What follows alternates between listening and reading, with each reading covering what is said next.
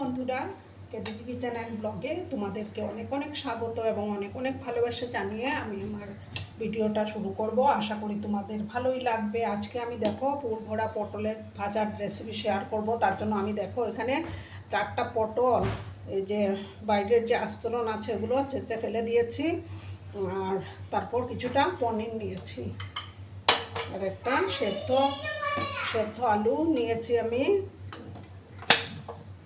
এবার প্রথমে দেখো বন্ধুরা, আমি একটা প্যান বসিয়ে দিলাম। আমি রান্নাটা কিন্তু সর্ষের তেলেই করে নেব। প্রথমে আমি পুরটাকে তৈরি করে নেব বন্ধুরা। তেলটাকে প্রথমে আমি ভালো করে গরম করে নিচ্ছি। দেখো বন্ধুরা, তেলটা গরম হয়ে গেছে। এবার আমি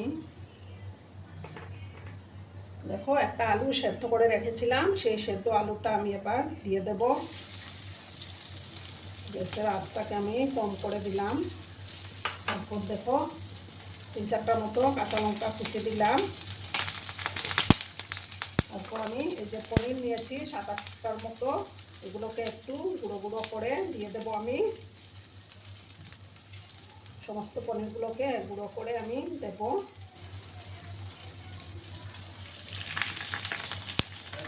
এবার আমি পরিমাণ মতো হলুদের গুঁড়োটা অ্যাড করে দিচ্ছি।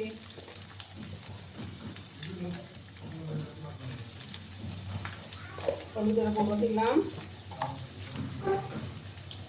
দেখো সামান্য একটু ধনে গুঁড়ো দিলাম।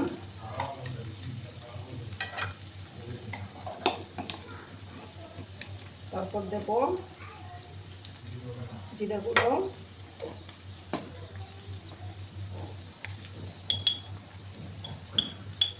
দেখো 1 চামচের মতো লাল লঙ্কার গুঁড়ো দিলাম। এবার প্রয়োজন মতো লবণটা অ্যাড করে দিচ্ছি।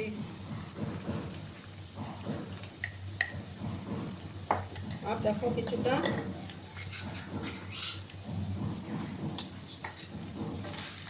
চাট মশলা আমি দিয়ে দিলাম, একটা চটপটে স্বাদ আসার জন্য। পেঁয়াজ টেয়াজ কিছুই আমি দেব না, নিরামিষভাবে আমি এটা তৈরি করে নেব। চাট মশলা দিলে একটা চটপটা স্বাদ আসে বন্ধুরা।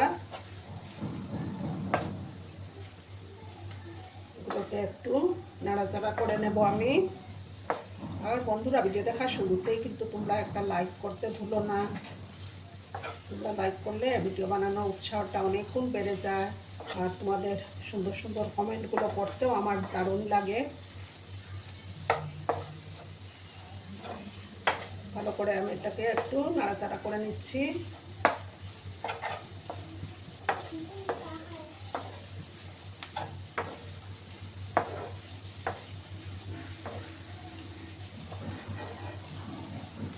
এবার আমি বন্ধুরা গ্যাসটা অফ করে দিচ্ছি। অফ করে এই পুরটাকে আমি একটু ঠান্ডা করে নেব। একটা ডিশে আমি নামিয়ে নেব। দেখো একটা ডিশের মধ্যে আমি এটা নামিয়ে নিচ্ছি বন্ধুরা। এবার আমি এই পটলের মধ্যে পুরগুলোকে ভরে নেব।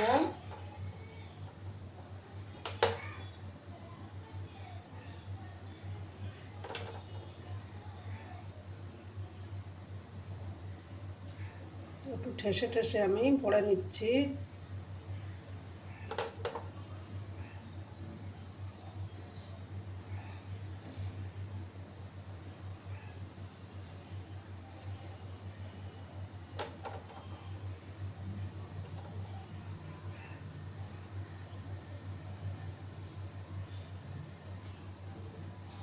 এটা খেতে কিন্তু গরম ভাতে জাস্ট অসাধারণ লাগে বন্ধুরা। দেখো একটা আমার তৈরি হয়ে গেছে। এখন আর একটার মধ্যে ভরে নেব। যতটা ধরবে ঠেসে ঠেসে আমি পুরটা ভরে নেব।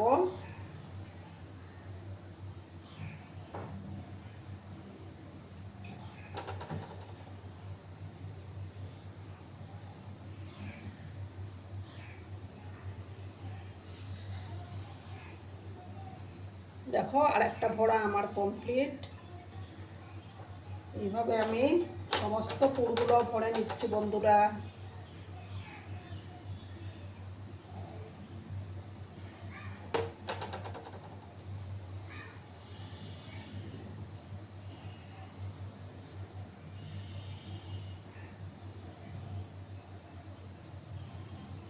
দেখো 3টা বানিয়ে তোমাদেরকে দেখিয়ে দিলাম।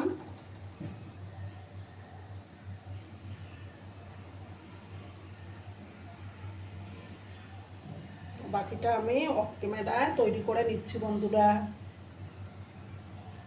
দেখো বন্ধুরা আমার সবগুলো বানানো কমপ্লিট। আর আমি প্যানের মধ্যে সর্ষের তেল দিয়েছি। এবার গ্যাসের আঁচটাকে কম করে দিলাম, দিয়ে আমি একে একে পটলগুলো দিয়ে দেব।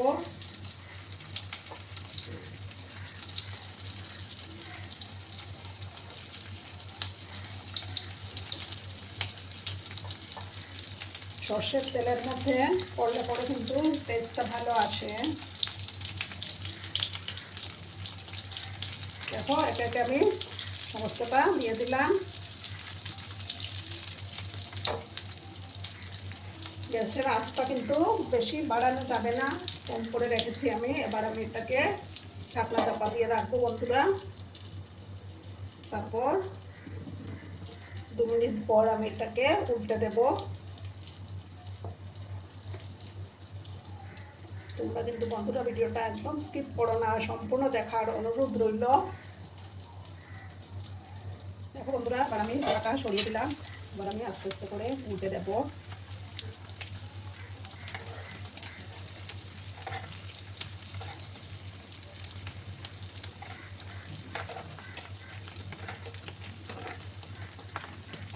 দেখো সমস্তটা আমি উল্টে দেবো।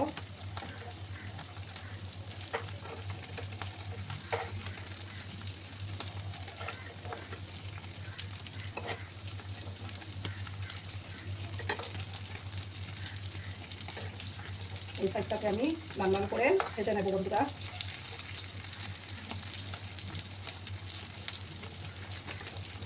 লাল লাল করে কিন্তু ভেজে নিতে হবে। গরম ভাতের সাথে এটা হলে আর কিছুই দরকার পড়বে না বন্ধুরা, দুর্দান্ত হয়। কিছুক্ষণ সময় নিয়ে ওই ওপর সাইডটাকেও আমি একটু লাল লাল করে ভেজে নেব।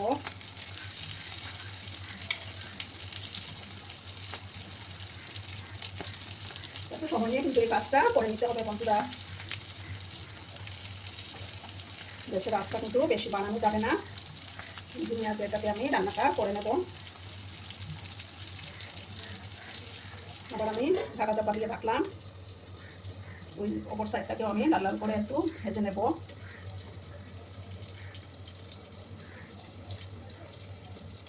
দেখো বন্ধুরা তার চেয়ে বেশি ভাজার দরকার নেই, ভাজাটা কমপ্লিট আমার। এবার আমি একটা ডিশের মধ্যে এগুলো নামিয়ে তারপর সার্ভ করে তোমাদেরকে দেখাচ্ছি বন্ধুরা। আমি গ্যাসটা অফ করে দেব। তারপর একটা ডিশের মধ্যে নামিয়ে সার্ভ করে তোমাদেরকে দেখাচ্ছি।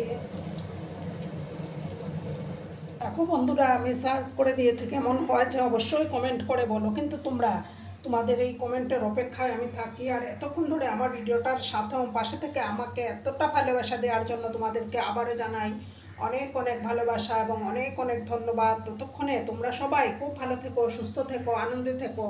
আর আমার ভিডিওটার কোনো অংশেও যদি তোমাদের একটুকু ভালো লাগে তাহলে অবশ্যই তোমাদের পরিবার পরিজনদের মাঝে শেয়ার করে দেওয়ার অনুরোধ রইল। ততক্ষণে খুব ভালো থেকো, ধন্যবাদ।